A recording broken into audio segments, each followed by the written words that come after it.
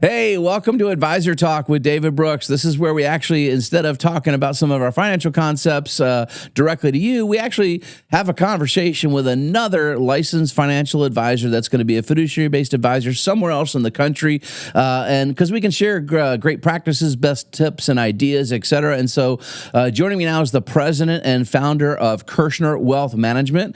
So welcome to the show, bud. Thank you so much. It's been a pleasure knowing you for many years. I've learned a lot from you, so thank you for your time, and I'm glad to give back if I can. Absolutely. And so for our audience listening, we've known each other because we go to a lot of the same conferences. In fact, we were just talking, we're actually going to be going to a conference together in another country here actually next week. So we will see each other live, which is kind of cool. We are spoiled sometimes with what we get to do and some of the benefits of where we host some of these conferences. And so we're going to Italy this year. That's going to be kind of exciting. So we'll look forward to that. But as you know, I'm really big on tax management, tax strategies, helping clients that work so hard in this day and age to acquire their nest eggs, their net worth, and to help them not only be able to spend more money, net take-home income via tax planning, but then if they choose, passing those assets on to their loved ones, the beneficiaries, their favorite charities.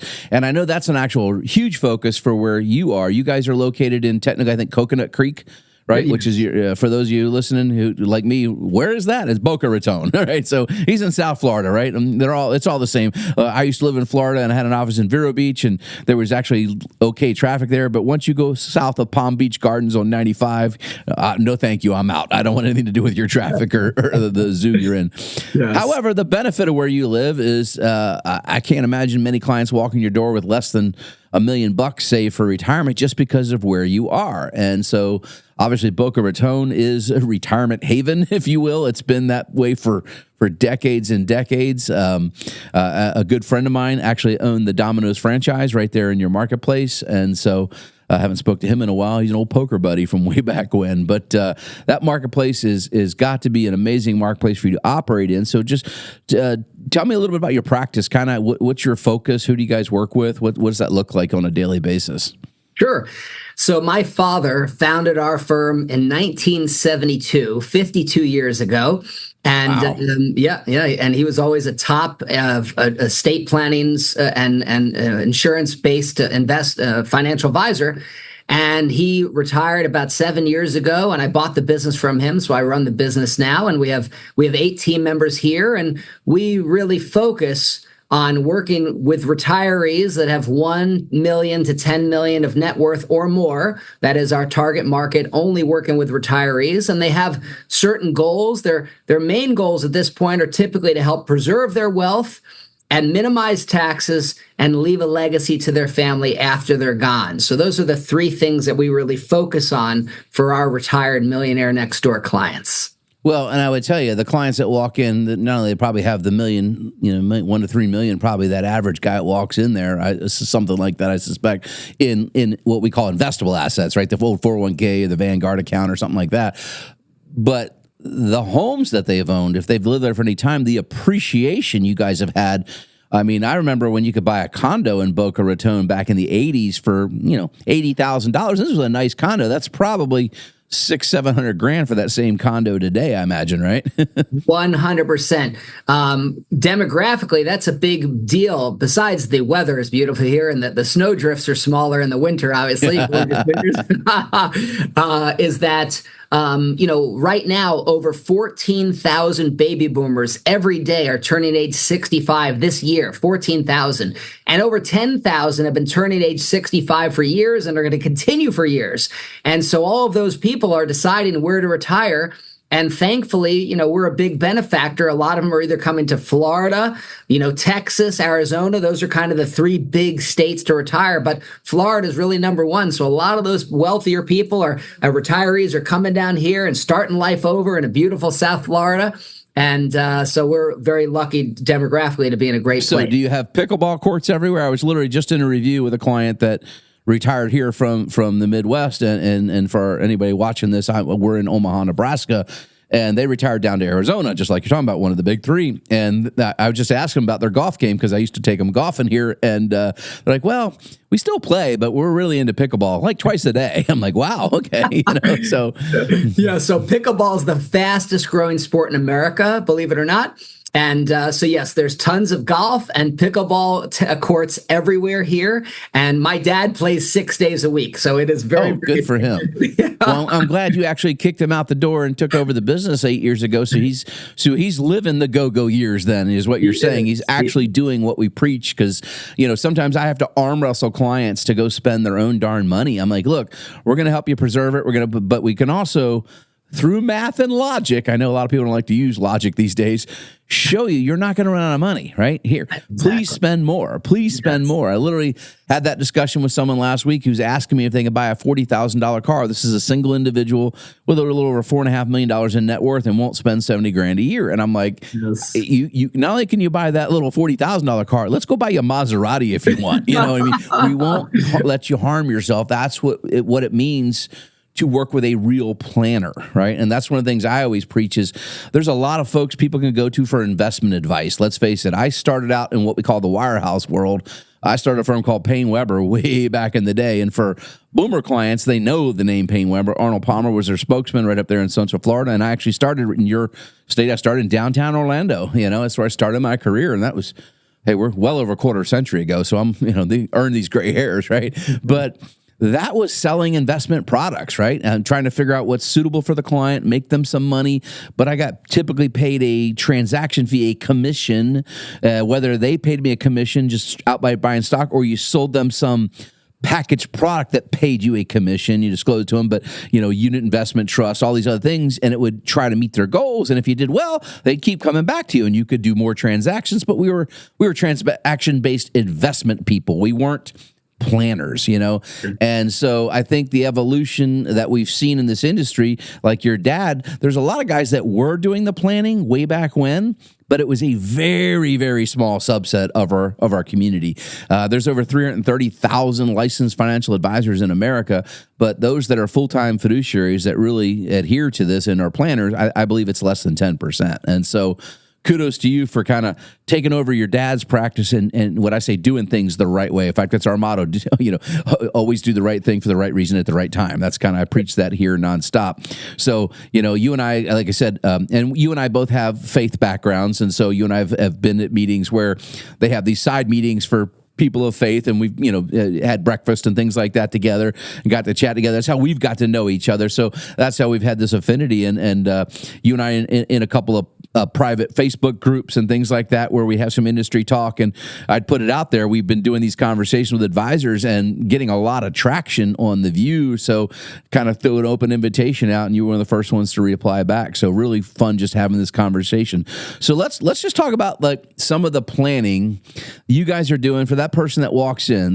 Let's just say they've got $700,000 of real estate, their house or condo, because I imagine that's a pretty medium number around your marketplace there. Our homes aren't that big. Now, also, we got to throw kudos out. So when I lived there, we got to go back 20 years ago, Save Our Homes was passed in Florida, right, in 2004. Sure.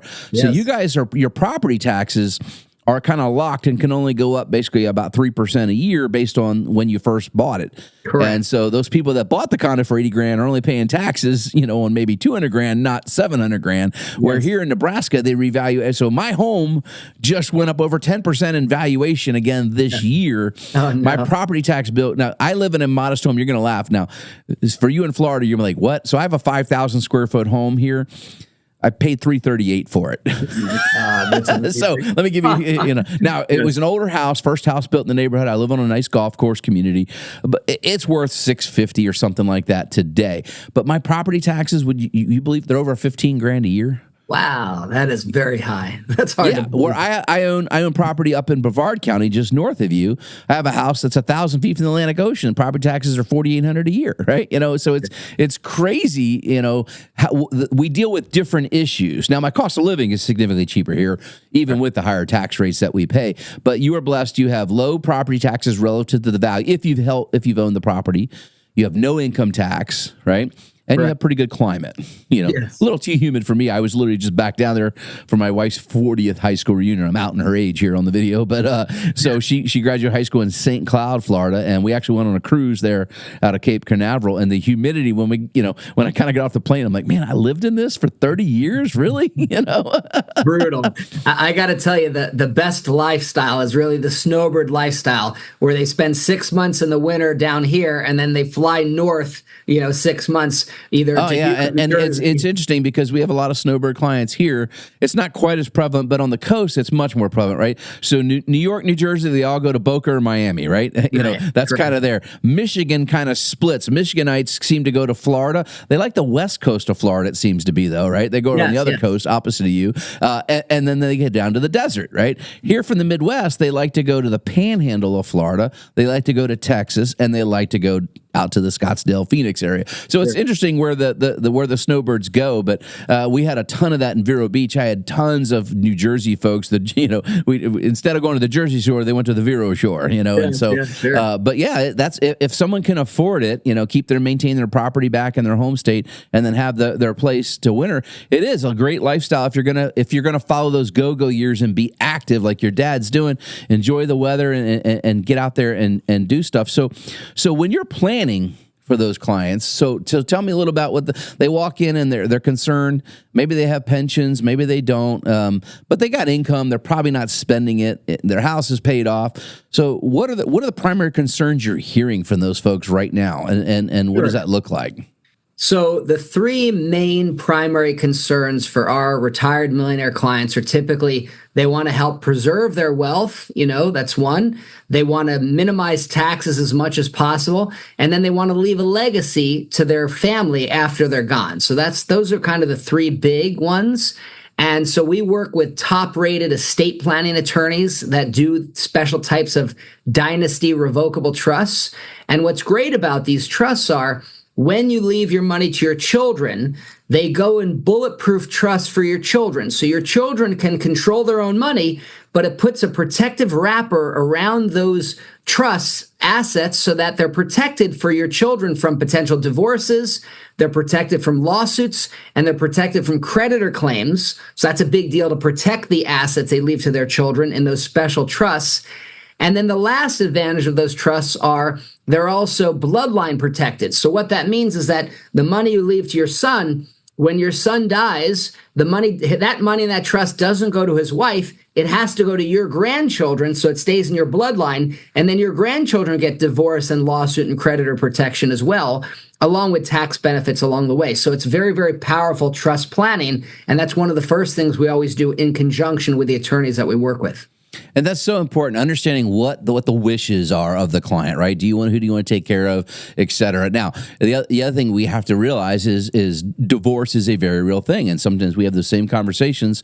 And just good estate planning attorneys just like we do, we kind of like to name our systems and processes to our brand. And so there's different versions of what you call the dynasty trust out there. Like we have a great estate planning attorney right here in the office, slightly different verbiage, same result, using a revocable trust that will protect from creditors, which is a huge piece right now, because unfortunately, you drop down one or two generations, you get just to the younger side of Gen Xers or the millennials, and some of them are having some financial strains today, and parents want to help them, but sometimes it's bad to just hand out cash to the client or to the kid, of the client. But if you put it in a trust, it can be doled out in a preferential way. Sometimes we say you don't want to control everything from the grave. I kind of disagree. So my net worth has skyrocketed over the last decade or so.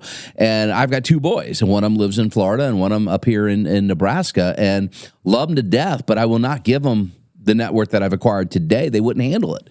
At least where they are today, mentally and financially, understanding how things work. So we've gone through very painstaking process of updating our estate plan and all our legacy plans. And we updated as I'd like to give them more, but I need to control. But we also want to endow some great charities with some pretty nice bequests and that's just part of our DNA. So you bring up a really good point. Really good planning can make your wishes come out and happen, but you got to know what they are, right? Because every client's going to be a little different. Every client's, we hear them all the time. I don't really care what the kids get. Okay, that's fair enough. You say that to me, but would you rather, or I would sometimes I'll just go draw a circle on the board. This is your net worth. And I just draw a line down it and kind of draw, 40% of the pie chart. This goes to the government. This goes to your kids when you're gone. No planning, no problem. Do you mind, Craig, if I erase the line from about 40% going to the government, to draw out about 20%. So the government gets this piece, and then I'll take about half of what I did there. 10% goes to a charity, and now your kids get 10% more. Just with a little planning. Would that be okay? Yeah, that'd be okay. And then my always like, well, congratulations, you are charitably inclined and you want to pre-plan, and then kind of explain to them what that looks like via using trust documents, et cetera. So it's just understanding what the client really wants, right? Helping them envision what would that look like. And of course, the other thing I always tell people is like, would you rather bless them today? Would you rather see them? Would you rather watch the fruits of your labor, right? It's one thing to just wait, because if you're healthy and living a good life and out there playing pickleball, you're going to have a long life expectancy. Your health, you lived to 90, and now instead of being worth $3 million, all of a sudden you're worth $7 million, $8 million at your death. What good does that do you, right? And then you leave it to your kids, and they're in their 60s, so they've already kind of.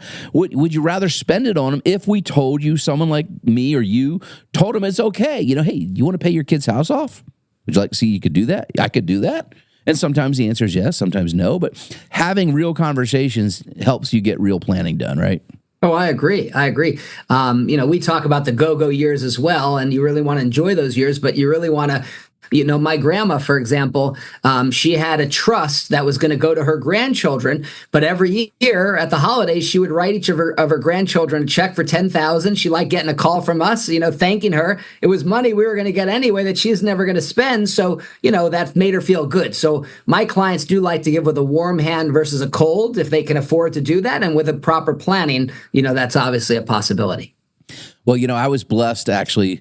Back in February, just down the street from you, I actually had dinner at one of my mentors, John Maxwell, a leadership guru. Sure. I've read over 40 of his. He's got over 80 New York Times bestsellers. But I was blessed to be in a very small group, invited to his house. He lives not too far from you, so we were right there in Jupiter. And man.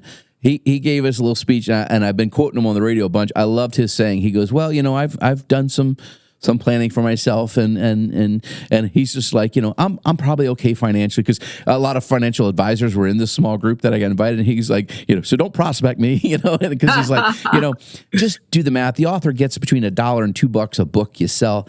I've sold 38 million books. I'm probably doing okay, And I love it. But when we started talking about the topic of philanthropy and giving, and we often talk about this, do you want to give while you're living or a final bequest, et cetera?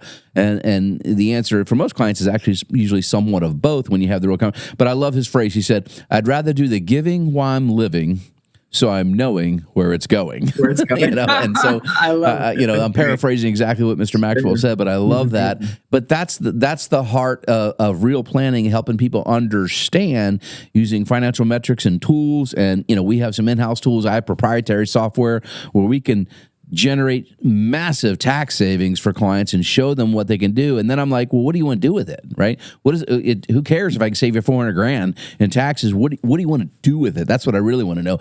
Do we want to spend that in your lifetime? Do we want to increase the inheritance we pass to our kids? Do we want to bless some charities? Do you want to maybe take an extra trip around the world? What do you want to do? So when you're doing this planning for clients, how much does that come into it? How often you guys are, getting clients to realize it's okay to spend money, and then, get them to maybe change their mind on, I want to preserve it for the kids. And then you let them know, well, they're going to get X, right? You can still spend Y, right?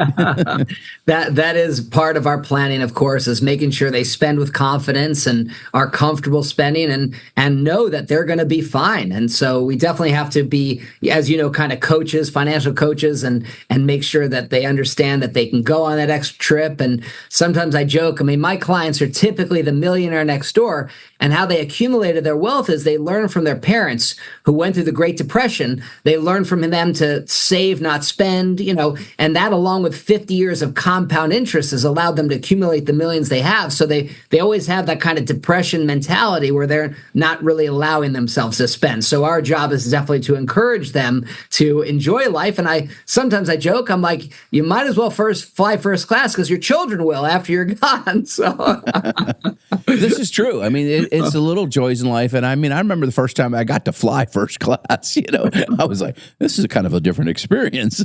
And my wife, we've been blessed. And then she's like, occasionally there's a trip where we're not going to be flying that way. And that just some airlines don't offer it, by the way. And so, I crack up. I'm like, first world problems, honey, first world problems, right? Exactly. So, but that's so true. What brings you joy, right? What puts a smile on your face? Now, we call it perfect day count here. I always often talk about, hey, what's a perfect day look like in retirement, and how many of them did you have last year? That's the stuff I like to talk and ask clients, is because what is a perfect day? And for some, exactly, it's writing the $10,000 check to the grandkids and watching them open that at Christmas, or we have clients like up here, we'll head to Florida, maybe take the grandkids to Disney World and go with them, go on the trip. I mean, I went to Disney World in 1973. It was only a couple months old. I still have pictures of me with my grandma. My dad took us. We were living in Baltimore at the time where I was born, and we go down to Disney World. And I mean, I'm reaching up for the doorknob. It was so small, but man, it was great.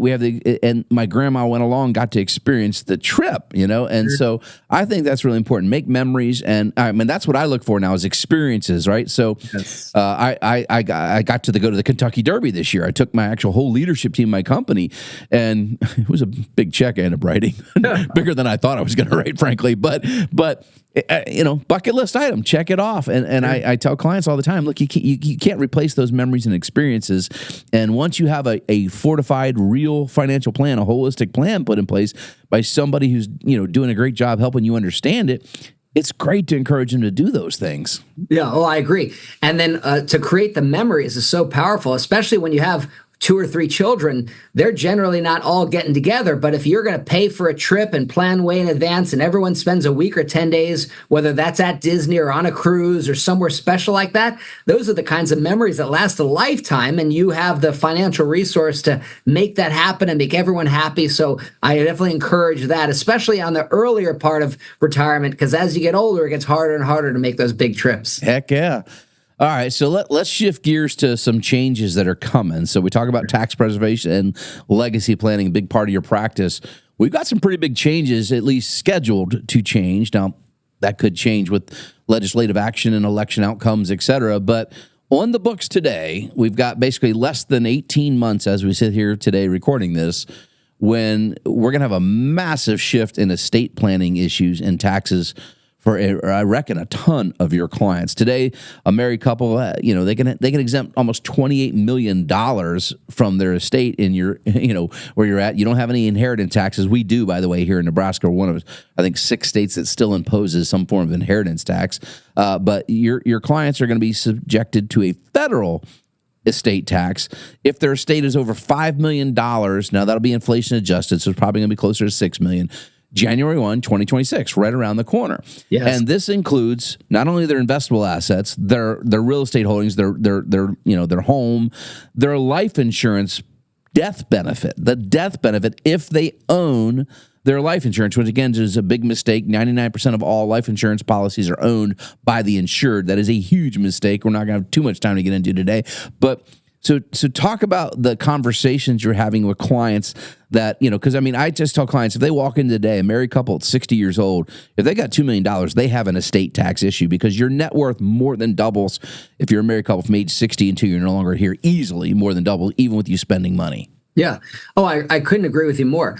When my dad had a pension planning business in New York City in the 1980s, the top income tax bracket was 90%. When you count federal and state and city taxes in New York City, 90%. So now we're in some of the lowest tax brackets in the world and that we've seen historically.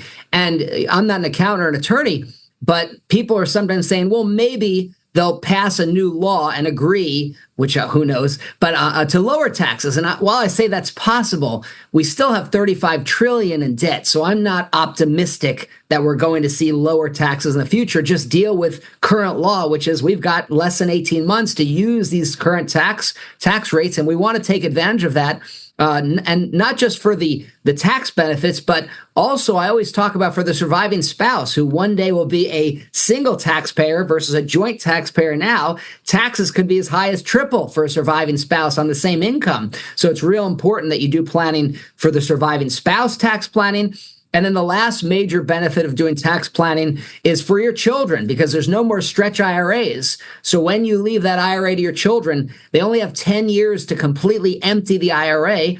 They'll probably still be working, and they might be in a state that has state income tax. So there could be substantial taxes owed by your children. So there's so many advantages doing proactive tax planning now that I agree with you 100%.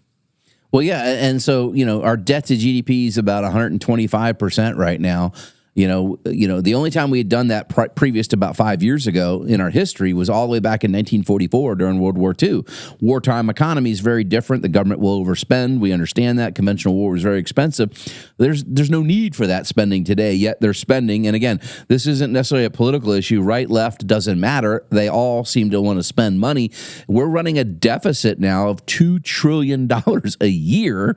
And we're refinancing, as you mentioned, we're at $34.8 trillion to round it off to $35 trillion in federal debt. We're refinancing $8 trillion of that this year at 250 basis points higher interest rates than we're currently paying on it. So we're about to pay 2.5% on $8 trillion more interest just over the next 12 months on top of this debt. So I don't have a lot of hope for big tax cuts or anything. And the easiest way for them to get it, the easiest person to tax is a dead person, right? And sure. So I don't think you're going to see a lot of movement in the estate tax area, even though I think it's wrong to tax people to death. It's an easy given for the Republicans because it only affects the top 5% or so of their constituents. So they're not going to help you out much in that. But you have a gift right now. You can legally gift away assets. People who don't know this, you could pre-give. There's no tax, but you just have to file a tax return, a gift tax return, if you choose to use it. And so we have clients up here own farms, businesses, and we're pre-giving if we know they don't want to sell it. Right now, we lose stepped up cost basis if we do this,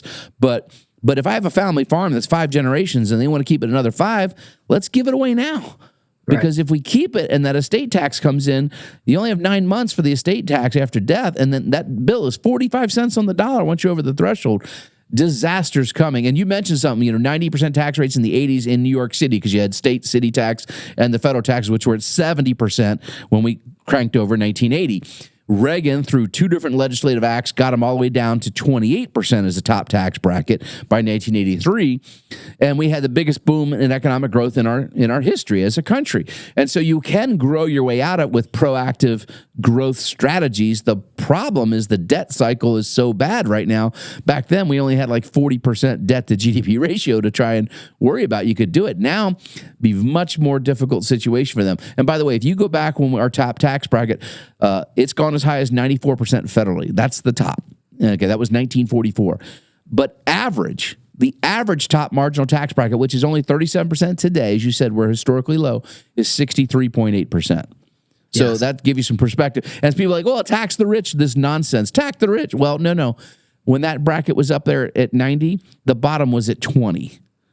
And so the bottom today is basically 0. And 51% of all income earners in America are in that bracket.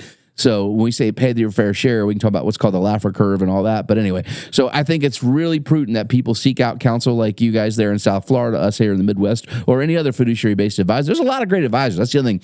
You and I live in what I call the world of abundance, right? So we're in a community of advisors that help each other versus, oh, you're my competition. I don't think that's true. There's so many people that need good, constructive advice, holistic financial planning. That's why we kind of really started the radio show that I do now, the TV show and the YouTube channel, because I'm just trying to educate people. And so, kind of running up against some time here. So tell me what else you want us to cover here. I didn't know how long we had, but just wanted to add one other point about that estate planning. What's great about doing proper estate planning today in conjunction with your attorney is that you can gift paper. You can gift shares of that farm or shares of your assets so that you can still control the asset and control the income from that, but get it out of your taxable estate. Now, you don't necessarily have to do it this year, but definitely by next year, once we get some more clarity on what's happening with the presidential situation, next year is the last year where we have the current 13 million per person. That could change sooner, but there are ways to do proactive gift planning in that regard. Well, no, and in your marketplace, there's a lot of super high net worth people. These are, we have a group, we have a division called private wealth that we basically focus on 10 million and up net worth folks in that area, because it's a different level of planning that can kind of come into play for these folks that are over those thresholds. And I imagine there's a ton of those folks right there in South Florida where you are. And you're right. You can, the best estate plan lets you control everything and own nothing, right? and you can get the income flow still going through. And so we do some of that advanced planning with family farms and other things here. It's very common. Literally just had a review this morning with a client who's got the dad is 94, no longer actively farming, cash renting it out to a neighbor farm, but one daughter is going to be inheriting this entire farm. And the farm, and we were just having that conversation. She didn't realize, I'm like, it's like 180 acres, well irrigated land in Iowa, and just so you know, irrigated land up here is going 16,000 an acre farmland. So $3 million asset there plus. And she's like, oh, and then this person has some assets of their own already. I'm like, you have an estate tax problem coming right around the corner. Yes. So having these conversations. And the other thing I would just warn people, listen to this, if you are going to be over that threshold, you're right, you could do some stuff next year, but you may not be able to get in to see quality people like Kirsner Wealth Management or the estate planning attorneys and CPAs you're recommending, because the good folks are getting busy. I recently I do a lot of public speaking around the country, and the gentleman that opened in front of me, Bob Keebler, is literally known as one of the greatest CPAs in America's history. He has more private letter rulings from the IRS than any other CPA in U.S. history, and he was talking about, listen, he's not taking on any clients after July 1st this year. So he's already cut off because he deals with some mega estates, 100 million plus regular. And the complexity of some of this planning will take 12 to 14 months to actually implement every phase of it. And so we recently met with someone about $110 million estate here in our marketplace, and